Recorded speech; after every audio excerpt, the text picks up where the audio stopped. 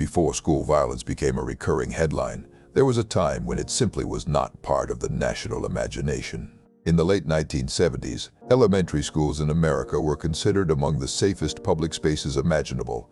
Gates stood open, classrooms welcomed students without security plans. Parents dropped off their children believing, without hesitation, that nothing truly bad could happen there. This case would change that assumption forever. From a psychological perspective, what happened next would later teach investigators, educators, and mental health professionals about warning signs that had been overlooked, minimized, or misunderstood. At the time, however, no one was prepared for what was coming. The setting was a quiet, working-class neighborhood in San Diego, California. Across a narrow residential street stood Grover Cleveland Elementary School, a place associated with routine, structure, and childhood normalcy. Teachers arrived early. Custodians unlocked gates. Children gathered with backpacks, lunch pails, and winter jackets, unaware that history was about to intrude into their ordinary morning. At the center of this story was a teenage girl who lived directly across the street. She was born in early April of 1962, the youngest of 3 children. Her early years appeared unremarkable on the surface.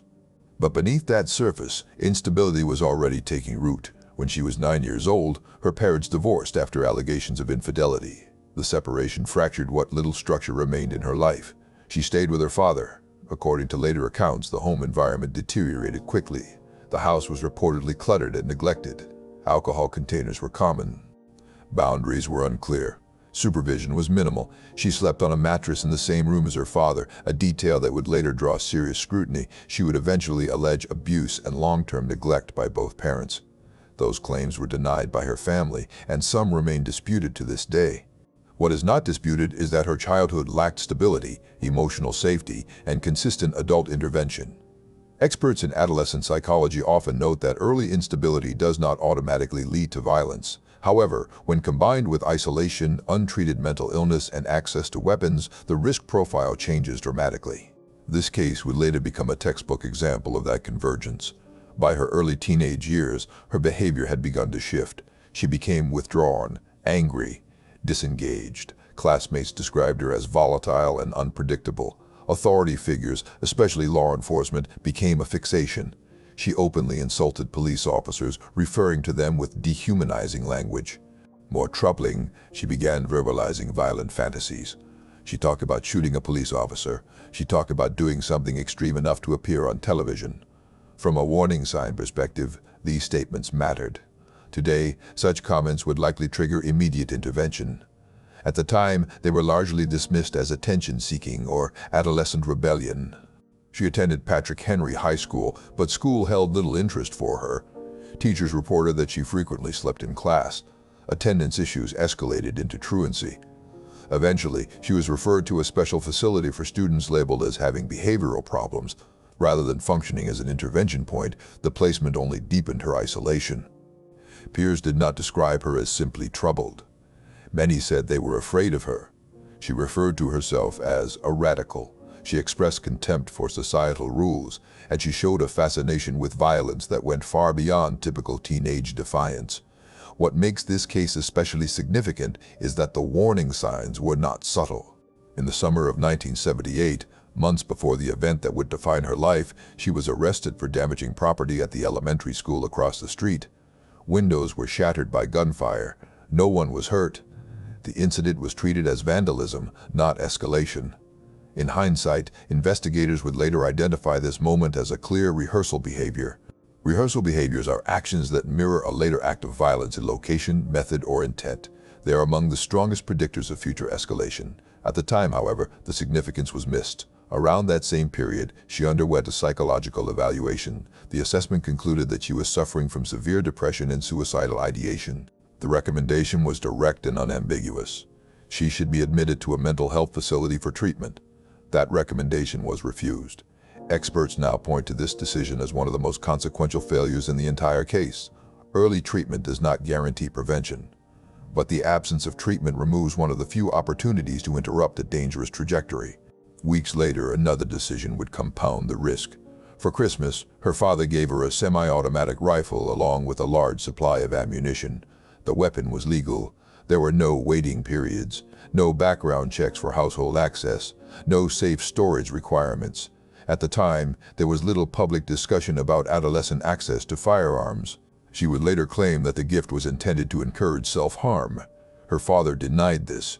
Regardless of intent, the outcome was the same. A deeply troubled teenager now had direct access to a high-powered tool capable of causing irreversible harm.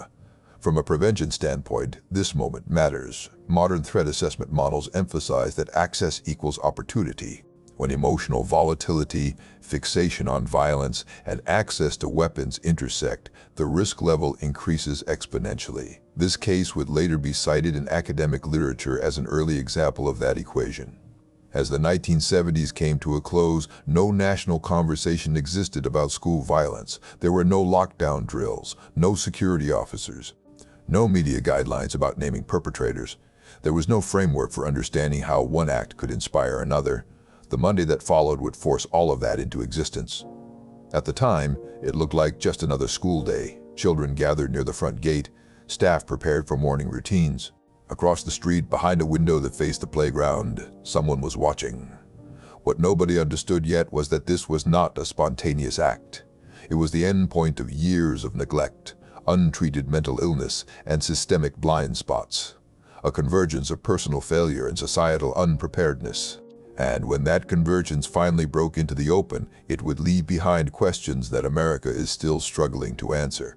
But before investigators could understand why it happened, they first had to confront what unfolded that morning. And that is where this story truly begins. Monday mornings at elementary schools follow predictable rhythms. Parents say quick goodbyes. Children gather near entrances, talking about homework and weekend plans. Staff members focus on logistics, not danger. That Monday was no different, at least not at first. From an educational perspective, this is important to understand. Violence in schools often exploits routine. Predictability creates vulnerability, especially when no threat framework exists. Just after 8 in the morning, students began arriving at the school across the street. The front gate was still locked, as it always was before the official start of the day. Children waited outside, some with parents, some with friends. A few staff members were already on site, preparing to open the campus. The first disruption was not immediately understood as danger. Witnesses later described a sharp, unexpected sound. At first, many assumed it was construction noise or a vehicle backfiring. Confusion delayed reaction. That delay mattered. The school principal had just approached the front gate to unlock it. When the realization came that something was wrong, his response was immediate and instinctive. He began moving children toward safety, urging them through the gate as quickly as possible. From a crisis response standpoint, this action likely prevented further harm. Moments later, a custodian rushed forward to help a child who had fallen. Emergency behavior often follows deeply ingrained instincts: protect, assist, intervene. In uncontrolled situations, those instincts can place helpers at extreme risk. Within minutes, the situation escalated beyond anything the school had ever imagined. Law enforcement received multiple emergency calls. Officers responded without full information, a common challenge in fast-moving incidents. The first officer to arrive attempted to assess the scene and provide aid. He was critically injured almost immediately. From a modern tactical perspective, this highlights how dramatically response protocols have changed. At the time, there was no active threat doctrine. Officers were trained for containment, not rapid neutralization. In just a short span of time, multiple people had lost their lives and several others were injured. The victims included adults responsible for protecting children, as well as students who had simply arrived for class. It is critical to state this clearly and respectfully. The harm was not random. It was directional. It originated from a fixed location across the street. Once police identified the source, their focus shifted to containment. A large vehicle was moved into position to block the line of sight to the school entrance. This improvised barrier reflected the lack of standardized equipment or training for such scenarios. Officers adapted in real time, using whatever resources were available. Across the street, the individual responsible retreated inside the residence. What followed was a prolonged standoff. Negotiators attempted communication. Family members pleaded for surrender. Officers maintained perimeter positions, knowing that any sudden movement could provoke further danger. Each decision was cautious, slow, and deliberate. From a psychological standpoint, the standoff phase often reveals as much as the initial act. During these hours, the individual refused to speak with law enforcement. Instead, she engaged with a reporter. This choice would later fuel extensive debate among media ethicists and criminologists. When asked why she had done it, her response was short, detached, and disturbingly casual. That statement would be repeated endlessly in headlines, documentaries, and academic discussions. Over time, it became less an explanation and more a symbol, a soundbite that obscured far deeper issues. Experts now caution against centering such quotes, not because they are untrue, but because they simplify complex behavior into something that appears trivial or flippant. Violence of this scale is never caused by a single feeling or momentary irritation. Eventually, after several hours, negotiations succeeded. A promise of food was made. The individual exited the residence and surrendered without further incident. From a law enforcement training perspective, this outcome reinforced the value of patience and negotiation over forced entry. It also underscored the unpredictability of individuals in crisis. Inside the home, officers observed an environment that raised additional concerns. Alcohol containers were present throughout the residence. However, medical testing later confirmed that the individual was not under the influence of alcohol or drugs during the incident. This distinction matters. Substance use is often assumed in acts of extreme violence. In this case, it was not a contributing factor. The behavior was driven by psychological and situational variables, not intoxication. As the scene stabilized, the community began to process what had happened. Parents arrived in panic, news crews gathered, school officials struggled to answer questions they had never anticipated. What had occurred did not yet have a name. There was no established category for school shootings, no prevention models, no media guidelines, no shared understanding of how one act might echo into the future. But investigators already understood one thing. This was not just a local tragedy, it was a turning point. What they still did not know was how many warning signs had been missed, or how profoundly this event would shape everything that followed. And that realization would only come as the investigation moved forward. Once the immediate danger had passed, investigators faced a problem they had never encountered before. There was no established blueprint for examining an attack on a school. No shared national framework. No specialized terminology. Law enforcement was forced to build an understanding in real time. From an investigative psychology standpoint, this case would later be recognized as foundational. The first priority was evidence control. Officers secured the surrounding area and documented the trajectory and origin of the shots. The conclusion was clear and uncontested. The attack had been carried out from a fixed position inside a private residence, using a single firearm. There was no accomplice, no escape plan, no attempt to flee. This immediately distinguished the case from other forms of public violence known at the time. Interviews began almost immediately. Neighbors described a troubled teenager who kept largely to herself. Classmates and teachers painted a picture of someone angry, disengaged, and openly hostile toward authority. Several recalled violent statements that, in hindsight, carried unmistakable weight. This is where modern threat assessment models draw a sharp lesson. Verbal leakage, the act of expressing violent intent before an attack, is one of the most consistent predictors of targeted violence. In this case, the leakage was not subtle. It was repeated, it was specific, and it was ignored. Investigators also revisited earlier incidents tied to the location. The prior act of gunfire directed at the school months earlier suddenly took on new meaning. What had once been dismissed as property damage was now understood as a test run. From a forensic psychology perspective, rehearsal behaviors often reduce psychological barriers to future violence. They familiarize the individual with the act. They desensitize fear. They reinforce perceived control. This pattern would later become a cornerstone concept in violence prevention research.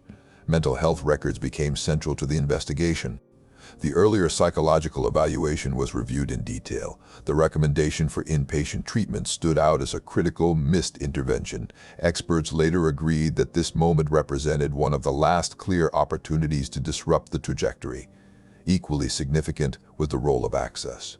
At the time, there were no safe storage laws, no legal mechanisms to restrict a minor's access to a firearm within the household. Investigators concluded that the weapon had been obtained legally, stored openly, and used without resistance. This realization would later influence public debates about parental responsibility and firearm access in homes with at-risk youth.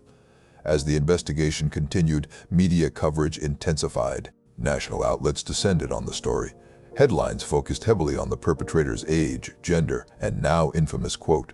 The simplicity of that quote made it irresistible to repeat. Unfortunately, repetition stripped away context and nuance. Criminal psychologists now warn that this kind of coverage can unintentionally create a template. When acts of violence are framed as memorable, quotable, or culturally resonant, they risk becoming reference points. This phenomenon is known today as the contagion effect. At the time, the concept was only beginning to emerge. Federal agencies, including behavioral experts later associated with the Federal Bureau of Investigation, began studying the case retroactively. Patterns identified here would inform later research into mass violence, copycat behavior, and prevention strategies. Another critical aspect of the investigation involved motivation. Contrary to early speculation, there was no evidence of ideological extremism. No political manifesto, no grievance against specific individuals at the school. The act was not retaliatory in the traditional sense. Instead, experts identified a combination of factors: severe depression, desire for recognition, emotional detachment, and a fascination with the idea of being seen. This distinction matters. Many later school attacks would involve explicit grievances or symbolic targets. This case did not. It reflected something more diffuse and, in some ways, more disturbing: violence as expression rather than message. As legal proceedings moved forward, prosecutors faced decisions that would also set precedent. The choice to charge her as an adult was not taken lightly. It reflected both the severity of the harm and the absence of existing juvenile frameworks for crimes of this magnitude. Before a trial could begin, a guilty plea was entered. The legal process moved directly to sentencing. For investigators and psychologists alike, the plea closed one chapter but opened another. Because there was no trial, many questions were never explored publicly. There was no cross-examination, no extended testimony, no comprehensive forensic narrative presented to a jury. Instead, understanding shifted to analysis. Academics, law enforcement trainers, and policymakers began asking broader questions. How many warning signs were missed? How systems failed to communicate? How family dynamics intersected with access and neglect? And how society should respond when a teenager demonstrates credible violent intent. The investigation had solved the immediate question of responsibility. What it had not solved was the deeper problem: how to prevent the next one. And that question would become the true legacy of this case, shaping every conversation that followed. When the legal process concluded, there was no sense of resolution in the traditional sense. There was accountability, but not closure.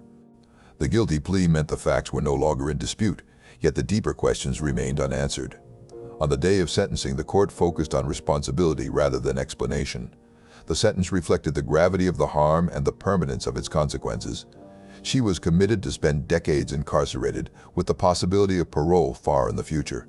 She would eventually be transferred to California Institution for Women, where she remains today. Over the years, she has appeared before the parole board multiple times. Each time, release has been denied. The reasoning has been consistent: the severity of the offense, the enduring impact on the community, ongoing concerns about insight and accountability. At one hearing, she made a statement that would draw renewed attention. She acknowledged that later school attackers may have drawn inspiration from her actions. She expressed a sense of responsibility for what followed. From a psychological standpoint, this admission is significant. Not because it assigns direct blame for later acts, but because it recognizes a phenomenon that experts now study extensively: the contagion effect. The idea that highly publicized acts of violence can unintentionally provide a script for others who are already vulnerable. This case sits at the beginning of that pattern. In the years since, the number of school-based attacks has risen dramatically. While no single event causes a trend, researchers agree that early cases establish reference points. They define what is possible. They demonstrate methods. They create cultural memory. This is why modern guidelines emphasize responsible coverage. Experts now recommend minimizing the focus on perpetrators, avoiding repetition of slogans or quotes, centering victims, impact, and prevention. These recommendations exist because of lessons learned here. The legacy of this case is not only statistical, it is structural. School security practices changed, law enforcement training evolved, crisis response protocols were rewritten. Threat assessment teams became standard in many districts. Mental health screenings gained new urgency. Perhaps most importantly, the way society interprets warning signs began to shift. Statements once dismissed as jokes or attention-seeking are now taken seriously. Rehearsal behaviors are recognized. Access to weapons in unstable environments is questioned. Intervention is prioritized earlier. These changes did not happen overnight. They emerged slowly, often after further tragedies, but the foundation was laid here. It is also important to address what this case does not represent. It does not prove that mental illness alone causes violence. The vast majority of people with depression never harm anyone. It does not suggest inevitability. Many individuals experience neglect, instability, or anger without ever acting violently. What this case illustrates is convergence. When untreated mental illness intersects with neglect, social isolation, fixation on notoriety, and easy access to lethal tools, the risk increases. Remove any one of those elements, and the outcome may change. That is where prevention lives. Today, experts emphasize layered protection, early mental health support, clear reporting channels, responsible media practices, secure storage, and community-level intervention when warning signs appear. None of these measures erase what happened, but they can reduce the likelihood of repetition. The people affected that Monday morning were not symbols or statistics. They were educators, children, families, a community that believed it was safe until it suddenly was not. Their legacy is not the act itself, it is the knowledge gained afterward. Understanding how this happened does not excuse it, but it does equip society to respond differently in the future, to recognize danger earlier, to intervene sooner, to choose prevention over reaction. That is the enduring lesson of this case, and it is one the country is still learning.